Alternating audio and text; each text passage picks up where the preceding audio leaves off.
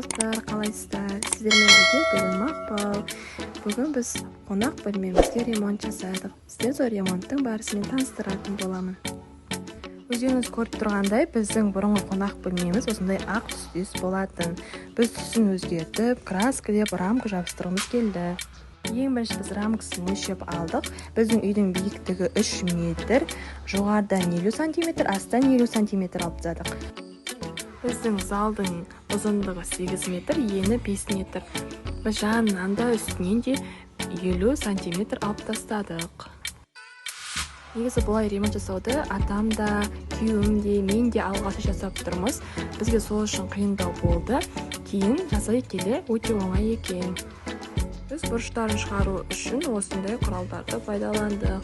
Ол арнайы сондай рамканың ұштарын бір-біріне біріктіру үшін арналған құрал екен. Кейін бәрі кесілген құралдарымызды осылай алып жерге біріктіріп алдық. Ал біздің рамкаға қолданған клейіміз. Осылайша клейімізді жағып, жапсырып бастадық.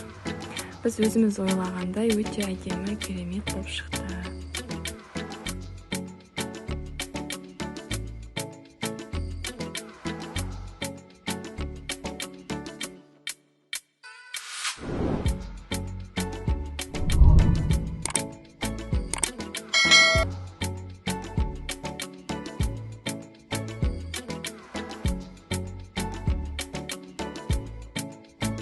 Барлығын алдын ала өлшеп, карандашпен белгілеп алғанбыз. Кейін жапсырғаннан кейін де урбинмен қарап, бәрін тегістеп, тегістігін қадағалап өттік. Біз жар мен рамканың арасындағы жарда қисықтықтарды силиконмен түзедік.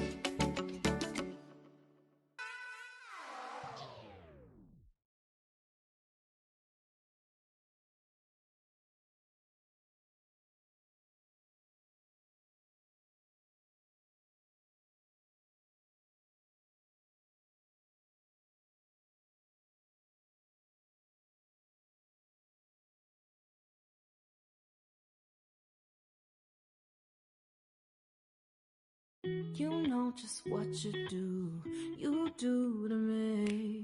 Play my emotions like a pair of puppies. Міне осылайша барлық рамкаларды жапсырып, клейлеп шықтық. Біздің таңдаған түсіміз осындай ашық сері түс болды. Оған су қосып, араластырып, краскілеп кеттік. Краскілеу көп уақыт алған жоқ, тез 4-5 сағатта краскілеп бітірдік.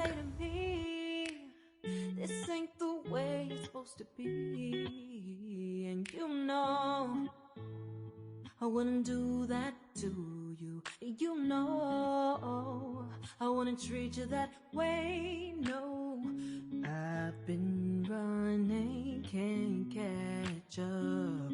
Oh love, what I won't do. Oh, you got me. Мына түнде біз бояп болғаннан кейінгі красканың түсі.